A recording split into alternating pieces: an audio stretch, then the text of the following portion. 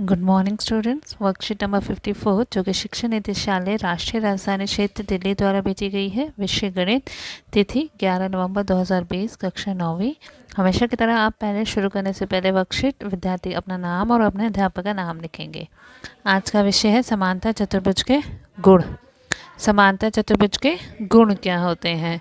जैसा कि हमने पहले भी पढ़ा था बच्चों, आपने समांतर चतुर्भुज के अनेक गुणों का अध्ययन किया और यह भी जाना कि यदि एक चतुर्भुज इनमें से किसी एक गुण को भी संतुष्ट करे तो वह एक समांतर चतुर्भुज होता है। आइए समांतर चतुर्भुज के कुछ और गुणों के बारे में जानते हैं कि अगर कोई भी चतुर्भुज समांतर चतुर्भुज के गुणों को सेटिस्फाई करेगा कि उसके ऊपर वो लगेंगे, संतुष्ट करेगा, तो वो क्या हो जाएगा? चतुर्भुज समांतर चतुर्भुज हो जाएगा।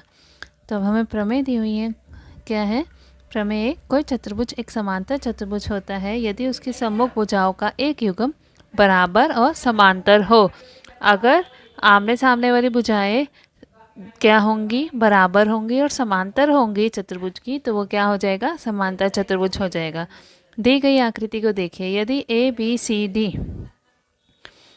सी डी क्या है? ए बी बराबर है सी डी के और ए बी समांतर है सी डी के, तो हम ये कह सकते हैं कि ए बी सी डी क्या है? एक समांतर चतुर्भुज है। अब ऐसे ही प्रमेय 2 क्या है? समांतर चतुर्भुज के विकर्ण एक दूसरे को परस्पर समद्विभाजित करते हैं। जो समांतर चतुर्भुज के विकर्ण होते हैं वो क्या करते हैं? एक दूसरे को समद्विभाजित करते हैं कि एक दूसरे को एकदम बीच वाले बिंदु से काटते हैं, बराबर हिस्सों में बांट देते हैं वो एक दूसरे को। जैसे कि ए बी सी डी में AC और BD परस्पर एक बिंदु को O पर प्रतिच्छेद करते हैं, अतः OA बराबर हो गया OC के और OB बराबर हो गया OD के। इस प्रमेय का विलोम भी सत्य है। इस प्रमेय का विलोम कि अगर दो विकर्ण किसी भी चतुर्भुज के समद्विभाजित कर रहे हैं तो वो क्या है चतुर्भुज? वो एक समांतर चतुर्भुज है। आइए उदाहरण नंबर 1 देखें। दी गई आकृति में ए बी सी डी एक समांतर चतुर्भुज है जिसमें पी और क्यू क्रमशः सम्मुख भुजाओं ए बी और सी डी के मध्य बिंदु है। यदि ए क्यू और डी पी को एस पर प्रतिच्छेद करे तो बी क्यू सी पी को आर पर प्रतिच्छेद करे, तो दर्शाइए कि हमें क्या दिया हुआ है? एक सम्मुख वो दे रखा है, समांतर चतुर्भुज दे रखा है और पी और क्यू क्या है? ए बी के मध्य बिंदु है। ये इसका मध्य बिंदु है और ये इसका मध्य बिंदु है और यहाँ पे एस ए क्यू पे एस काट रहा है और यहाँ पे एक आर एक बिंदु है। तो हमें शो करना है कि ए पी सी क्यू क्या है? एक समांतर चतुर्भुज है। ये तीनों हमें सिद्ध करने हैं। डी पी बी क्यू एक समांतर चतुर्भुज है और पी सी क्यू आर एक समांतर चतुर्भुज है। अब चतुर्भुज ए पी सी क्यू में क्या है? अब सबसे पहले देखो चतुर्भुज ए पी सी क्यू, इसमें क्या है? हमें ये दिया हुआ है ना कि ये समांतर चतुर्भुज है, तो ए बी बराबर है डी सी के और ए बी समांतर है डी सी के, तो इनका आधा भी वो ही होगा। जब पूरी पूरी रेखाएं बराबर हैं, समांतर है, तो आधी आधी भी समांतर और बराबर होंगी। तो ए बी का आधा ए पी और डी सी का आधा हमने ले लिया क्यू सी। तो ए पी और क्यू सी क्या है? बराबर भी है, हो गई, और समांतर भी हो गई। तो इसलिए हमारे पास ये आ गया कि ए पी सी क्यू क्या है? एक समांतर चतुर्भुज है। इसी प्रकार डी पी बी क्यू, ऐसे ये वाला डी पी बी क्यू में भी क्या होगा? पी बी समांतर होगी डी क्यू के और बराबर होगी पी क्यू के, तो ये दोनों त्रिभुज भी क्या हो गए? ये भी क्या हो गया? समांतर हो गया। फिर पी एस क्यू आर, ये अंदर वाला पी एस क्यू आर, इसमें क्या है? जब ये हमें एस पी क्या आ जाएगी? समांतर आ जाएगी क्यू आर के एस पी। ये जब ये रेखा इसके समांतर है ना, क्योंकि ये समांतर चतुर्भुज है, तो ये इसके समांतर हो गई। ऐसे ये इसके समांतर है तो ये आधी इसके समांतर है, तो यहाँ से क्या आ गया? पी एस क्यू आर क्या है? एक समांतर चतुर्भुज है। आइए अब क्वेश्चंस करें। यदि एक समांतर चतुर्भुज के विकर्ण बराबर हो तो दर्शाइए कि वह एक आयत है। उसके विकर्ण बराबर दिए हुए समांतर चतुर्भुज के हमें सिद्ध करना है कि वो क्या है? एक आयत है। अब इसमें हमें क्या दिया हुआ है? हमें दिया हुआ है कि ए बी सी डी क्या है? एक समांतर चतुर्भुज है। जब समांतर चतुर्भुज में क्या होता है? आमने सामने वाली भुजाएं बराबर होती हैं और समांतर होती है। और हमें क्या सिद्ध करना है, ए बी सी डी एक आयत है, और आयत में भी क्या होता है, आमने सामने वाली भुजाएं बराबर होती है, समांतर होती है। बस दोनों में फ़र्क क्या है कि आयत में जो कोण होते हैं वो 90 डिग्री के होते हैं। तो हमें ये सिद्ध करना है कि इसके जो कोण हैं वो 90 डिग्री के हैं। तो अब हम हल करते हैं। बी ए डी और ए बी सी में त्रिभुज बी ए डी और ए बी सी, ये दोनों नीचे वाले त्रिभुज ले लिए, ऐसे और एक ऐसे, ठीक है। अब इनमें क्या है, बी डी बराबर है सी ए सी के, ये दिया हुआ है हमें कि उसके विकर्ण बराबर है, ठीक है। ए बी दोनों में ही उभयनिष्ठ है, कॉमन है, और ए डी बराबर है बी सी के, क्योंकि समांतर चतुर्भुज की सम्मुख भुजाएं बराबर होती है। तो एस एस एस सर्वांग समता नियम से दोनों त्रिभुज क्या हो गए, सर्वांग सम हो गए। जब दोनों त्रिभुज सर्वांग सम है तो दोनों के कोण भी बराबर होंगे। तो यहाँ से हमारे पास आ गया कि कोण ए बराबर है बी के। अब ये देखो, जब रेखाएं समांतर है, ए डी समांतर है बी सी के, तो ये ए की तरफ बन रहे हैं, तिर्यक रेखा के एक ही तरफ बनने वाले कोण है ना, तो इनका योग क्या होगा, 180 डिग्री। तो ए जमा बी क्या हो गया, 180 डिग्री। तो हम यहाँ पे हमने लिखा कि ए क्या है, बी के बराबर है, तो यहाँ हम ए की जगह भी क्या लिख सकते हैं, बी ही लिख सकते हैं।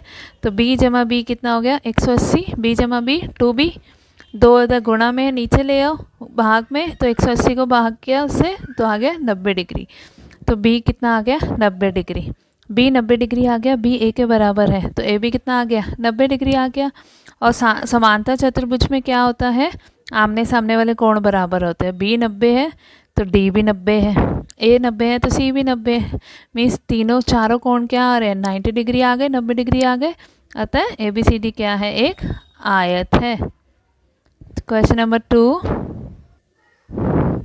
दी गई आकृति में समांतर चतुर्भुज ए बी सी डी के विकर्ण बी डी पर 2 बिंदु है पी और क्यू, 2 बिंदु दिए हुए पी और क्यू, और इस प्रकार स्थित है कि डी पी बराबर है बी क्यू के, और जो डी पी है वो बी क्यू के बराबर है। हमने क्या दर्शाना है, ये 5 चीज़ें हमने इसमें दर्शानी है कि त्रिभुज ए पी डी, ये वाला त्रिभुज सी क्यू बी के सर्वांग सम है, ए पी बराबर है सी क्यू के, त्रिभुज ए क्यू बी त्रिभुज सी पी डी के सर्वांग सम है, ए क्यू बराबर है सी पी के, और जो ये अंदर बन रहा है चतुर्भुज ए पी सी क्यू, ये क्या है, एक समांतर चतुर्भुज है। तो आइए करिए इसका हल। अब इसमें क्या है, ए पी डी और सी क्यू बी, सबसे पहले हमने क्या करना है, ए पी डी और सी क्यू बी को सिद्ध करना है। तो इसमें ए डी बराबर है बी सी के, समांतर चतुर्भुज है क्योंकि ये हमें दिया हुआ है, और कोण ए डी पी, ये वाला कोण सी बी क्यू इसके बराबर है, एकांतर अंतः कोण है ना, और डी पी बराबर है बी क्यू के, ये हमें दिया हुआ है। तो by S A S, side angle side से सर्वांग समता नियम के द्वारा दोनों त्रिभुज क्या हो गए, सर्वांग सम हो गए। जब दोनों त्रिभुज सर्वांग सम है तो हम सी पी सी टी से लिख सकते हैं, इसकी सारी भुजाएं बराबर होंगी ना। ए पी बराबर है सी क्यू के, हमने लिख दिया ए पी बराबर है सी क्यू के। ऐसे ही थर्ड पार्ट में हमने ये दोनों त्रिभुज लेने हैं, तो ये दोनों त्रिभुज ले लो। अब इसमें क्या है, सेम वैसे ही करेंगे, इसमें ए बी बराबर है सी डी के, ठीक है, और ये वाला कोण इस कोण के बराबर है, ए बी क्यू कोण त्रिभुज कोण सी डी पी के बराबर है, एकांतर अंतः कोण, और बी क्यू बराबर है पी डी के। तो सेम ऐसे ऐसे दोनों त्रिभुज सर्वांग सम हो गए, और सी पी सी टी से हम ले लेंगे ए क्यू बराबर है सी पी के। सेम वैसे ही हमने ये भी कर लिया, ठीक है। अब हमें पांचवा क्या करना था, हमें अंदर वाला दिखाना है कि ये समांतर चतुर्भुज है। तो हमारे पास आ गया ए क्यू बराबर है सी पी के, ए पी बराबर है क्यू सी के। जब आमने सामने वाली भुजाएं क्या है, बराबर आ रही है, तो हम लिख सकते हैं कि ए पी सी क्यू क्या है, एक समांतर चतुर्भुज है। जब आमने सामने सम्मुख भुजाएं बराबर आ रही है तो हम लिख सकते हैं कि ये दोनों, ये क्या है, चतुर्भुज एक समांतर चतुर्भुज है। तीसरा प्रश्न, त्रिभुज ए बी सी और डी ई एफ में ए बी बराबर है डी ई के, ए बी बराबर है डी ई के, और ए बी समांतर है डी ई के। तो ए बी ई डी क्या हो गया, एक चतुर्भुज हो गया, समांतर चतुर्भुज। ऐसे ही बी सी बराबर है ई एफ के, और बी सी समांतर है ई एफ के, तो बी सी एफ ई ये भी क्या हो गया, एक समांतर चतुर्भुज हो गया। शीर्षों ए बी और सी को क्रमश डी ई एफ से जोड़ा गया है, ए बी सी को डी ई एफ से जोड़ दिया। ठीक। और फिर अब हमें क्या करना है, सिर्फ ए बी ई डी एक समांतर चतुर्भुज है, ये तो आ ही गया पहले इससे। और सेकंड वाला भी बी ई एफ सी, ये भी इस वाली चीज़ से आ रहा है कि ये समांतर चतुर्भुज है। ए डी समांतर है सी एफ के, हमें निकालना है ए डी समांतर है सी एफ के और ए डी बराबर है सी एफ के। चतुर्भुज ए सी एफ डी एक समांतर चतुर्भुज, जब ये दोनों बराबर और समांतर आ जाएंगे तो ये चतुर्भुज तो हो ही जाएगा ना, समांतर चतुर्भुज। और क्या करना है हमें, ए सी बराबर है डी एफ के, और ये जो त्रिभुज बन रहे हैं ए बी सी और डी एफ, इनको समांतर वो सर्वांगसम सिद्ध करना है। जैसा कि पहले ही बता दिया मैंने कि जब हमें ए बी बराबर डी ई और ए बी समांतर डी ही दिया हुआ है तो ए बी ई डी क्या हो जाएगा, एक समांतर चतुर्भुज हो जाएगा। ऐसे ही बी सी बराबर ई एफ और बी सी बराबर ई एफ दिया, समांतर ई एफ दिया हुआ है, जब जहाँ बराबर और समांतर दी होंगी तो वो चतुर्भुज क्या होगा, एक समांतर चतुर्भुज होगा ही। जब ए बी ई डी एक समांतर चतुर्भुज है तो इसमें ए डी बी ई के समांतर है और बराबर होगी, है ना। और ऐसे ही जब बी ई एफ सी समांतर चतुर्भुज है तो बी ई सी एफ के समांतर और बराबर होगी। बी ए डी के भी बराबर है, बी ई सी एफ के भी बराबर है, तो यहाँ से क्या आ गया, ए डी और सी एफ बराबर है एक दूसरे के और समांतर है। ए डी और सी एफ एक दूसरे के समांतर है और बराबर है। जब ए डी सी एफ में ए डी सी एफ के समांतर और बराबर है तो ये चतुर्भुज क्या हो जाएगा, समांतर चतुर्भुज हो जाएगा। ठीक है। फिर जब ये समांतर चतुर्भुज है तो इसकी सम्मुख भुजाएं क्या होंगी, बराबर होंगी आमने सामने वाली, तो ए सी बराबर हो जाएगी डी एफ के। ये पार्ट भी हो गया। लास्ट हमें सिद्ध करना है दोनों त्रिभुज सर्वांगसम सिद्ध करने हैं।